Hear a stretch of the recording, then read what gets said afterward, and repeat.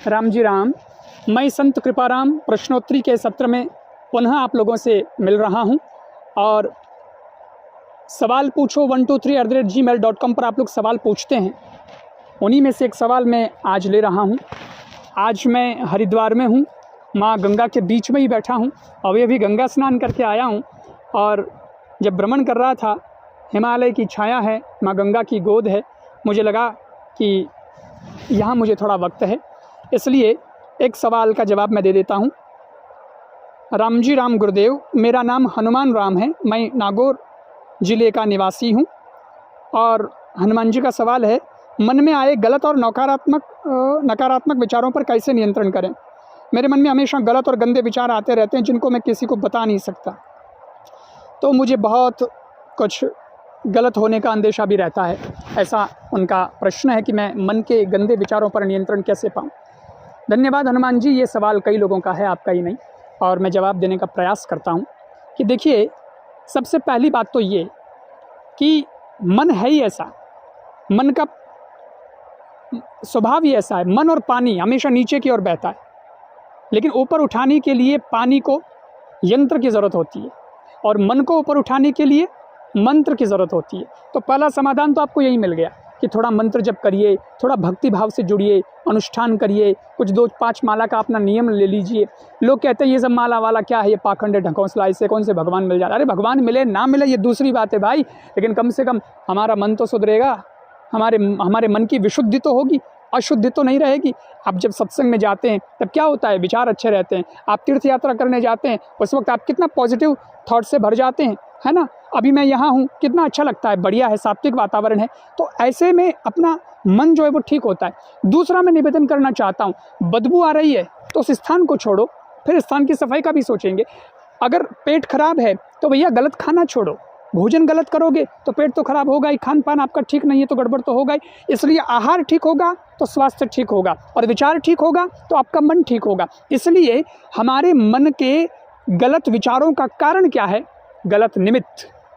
हम गलत जगह पर जाते हैं, हमारी संगति गलत है, हम जो कुछ देख रहे हैं, पढ़ रहे हैं, वह भी गलत है। इसी के लिए हमारे मन में विचार भी गलत आ रहे हैं, क्योंकि मन वहीं तक का सोच सकता है जहाँ तक कि उसको नॉलेज है। मैं आपको कहूँ आप नदी के बारे में सोचिए, आप सोच सकते हैं आपने देखा है।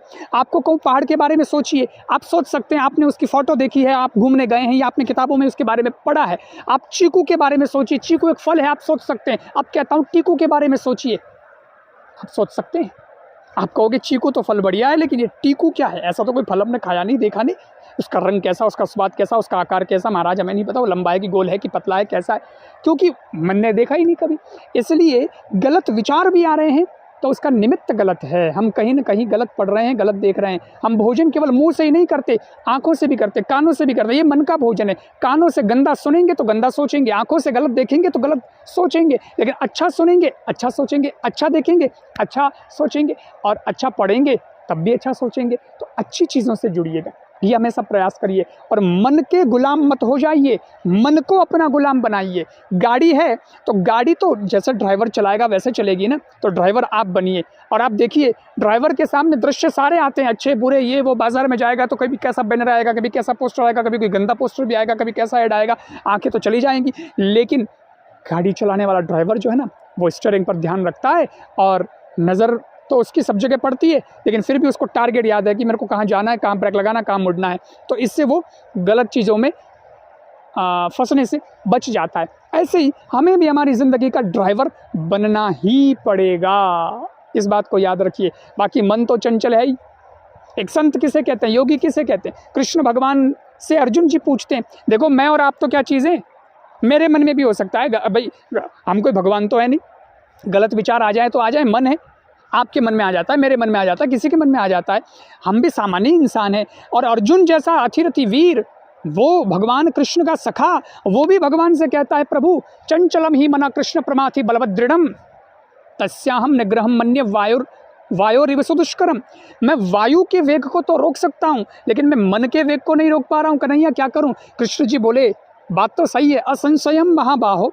ए भाई अर्जुन, ये इसमें कोई संशय नहीं है कि मन जो है अब चंचल है, बिल्कुल है, और उसको निग्रह करना भी बहुत मुश्किल है। मनो दुर्निग्रहम चलम। लेकिन कठिन है, असंभव नहीं, उसको वश में किया जा सकता है। कैसे? बोले अभ्यास है न तो कौन्तेय वैराग्य न च गृह्यते।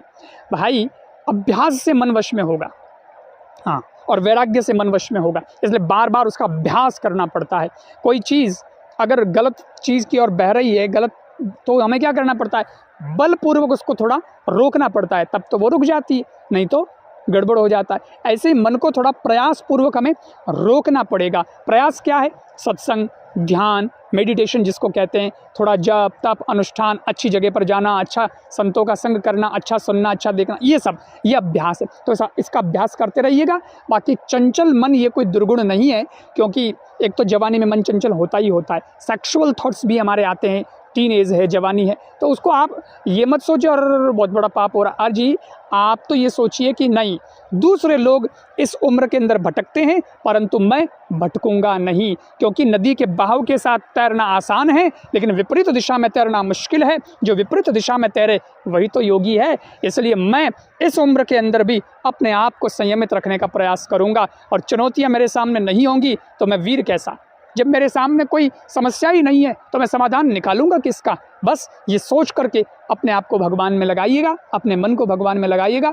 चंचलता अगर मन की है तो याद रखिए, जैसे लक्ष्मी भी चंचल है तो चंचल होनी ही चाहिए, क्योंकि वो चंचल होती नहीं तो आपके पास कैसे आती? एक ही जगह पड़ी रहती।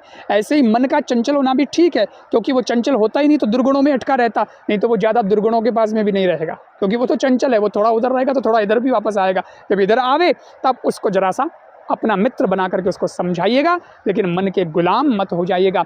इसका प्रयास करिएगा, नाम जप करिएगा, व्यायाम करिएगा, दौड़ भाग करिएगा, कूदिएगा, ये करिए, अपने आप को व्यस्त कर दीजिएगा। जवानी के अंदर मन को वश में करने का सबसे बढ़िया तरीका है कि आप अपने आप को व्यस्त कर दो। आपको जो काम करना है, पढ़ाई करनी है पढ़ाई करिए, धंधा करना है धंधा करिए, वो तो आपको कमाना ही पड़ेगा परिवार चलाने के लिए, लेकिन आप पेंटिंग भी सीख लीजिए साइड में, कभी कोई इंस्ट्रूमेंट भी बजाना सीख लीजिए, कभी कोई और चीज़ें सीख लीजिए, तैराकी सीख लीजिए, रोटी बनाना सीख लीजिए, और काम सीख लीजिए। ये क्या है? एक्स्ट्रा काम है।